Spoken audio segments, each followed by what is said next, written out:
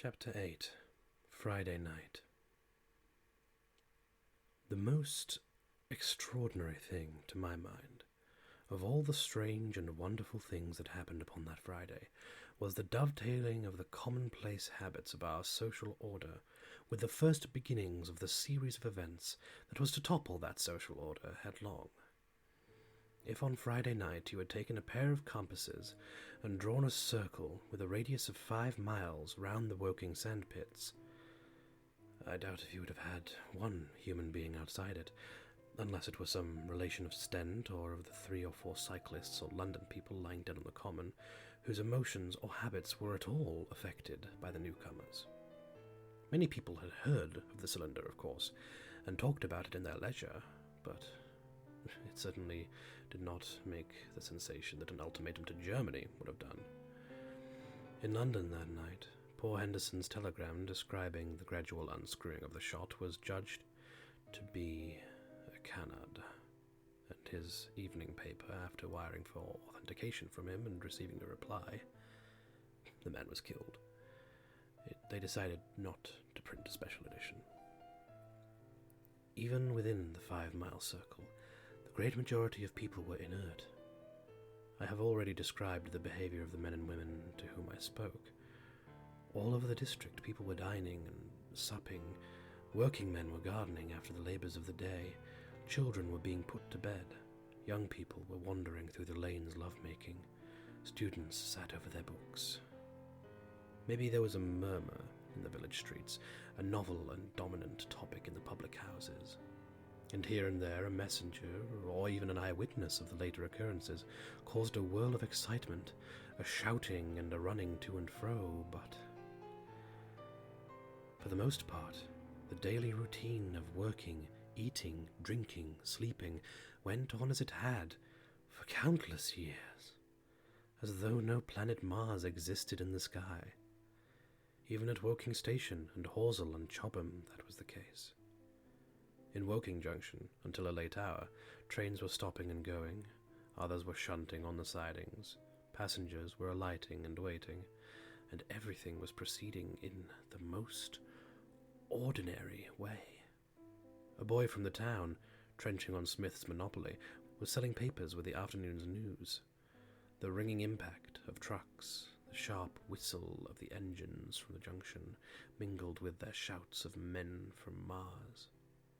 Excited men came into the station about 9 o'clock with incredible tidings, and caused no more disturbance than drunkards might have done. People rattling Londonwards peered into the darkness outside the carriage windows, and saw only a rare flickering, vanishing spark dancing up from the direction of Horsell, a red glow and a thin veil of smoke driving across the stars, and thought that nothing more serious than a heath fire was happening. It was only round the edge of the common that any disturbance was perceptible. There were 6 villas burning on the Woking border. There were lights in all the houses on the common side of the 3 villages, and the people there kept awake till dawn. A curious crowd lingered restlessly, people coming and going, but the crowd remaining, both on the Chobham and Horsell bridges. 1 or 2 adventurous souls, it was afterwards found, went into the darkness and crawled quite near the Martians. But they never returned.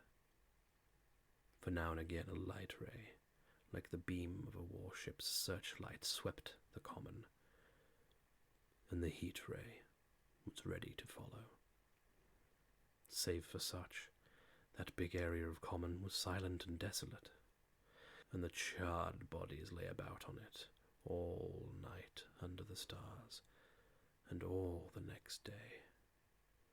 A noise of hammering from the pit was heard by many people. So you have the state of things on Friday night. In the centre, sticking into the skin of our old planet Earth like a poisoned dart, was this cylinder, but the poison was scarcely working yet. Around it was a patch of silent common, smouldering in places, and with a few dark, dimly seen objects lying in contorted attitudes here and there. Here and there was a burning bush or tree. Beyond was a fringe of excitement, and farther than that fringe, the inflammation had not crept as yet. In the rest of the world, the stream of life still flowed as it had flowed for immemorial years. The fever of war that would presently clog vein and artery, deaden nerve and destroy brain, had still to develop. All night long the Martians were hammering and stirring, sleepless, indefatigable, at work upon the machines they were making ready, and ever and again a puff of greenish-white smoke whirled up into the starlit sky.